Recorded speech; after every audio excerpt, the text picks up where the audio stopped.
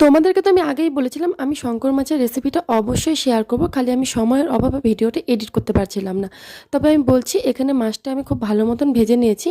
সেটা আমি আগে একবার ভেজে নিয়েছি, ওটা সেকেন্ড টাইম ছিল। তারপর তেলের মধ্যে দিয়ে দিলাম জিরে আর তেজপাতা ফোড়ন, আর নতুন আলু দিয়ে কিন্তু মাছটা খুবই ভালো লাগে। তো ছোট ছোট সাইজে যেহেতু নতুন আলু, খোসা ছাড়িয়ে দু ফাল্টি করে নিয়েছি, একটু বেশি করে তেল দিয়েছি। এই মাছের মধ্যে একটু বেশি করে তেল দিলেই বেশ ভালো লাগে।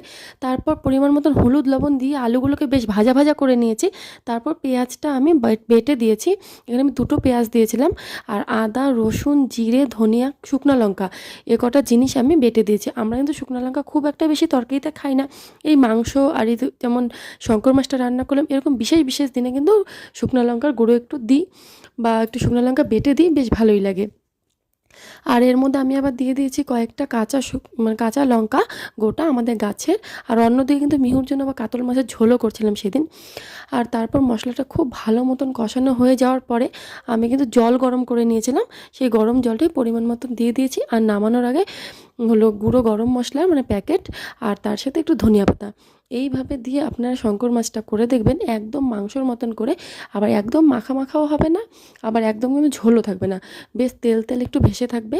আর এই শঙ্কর মাছের নিয়ম, যেদিন রান্না হবে তার পরের দিন খেতে কিন্তু সবথেকে বেশি ভালো লাগে, বেশ জমে থাকে। পরের দিন সকালবেলা কড়কড়া ভাতের সাথে এই শঙ্কর মাছের ঝোল দারুণ লাগে। ভিডিওটা কেমন লাগলো অবশ্যই একটা কমেন্ট করে জানাবেন।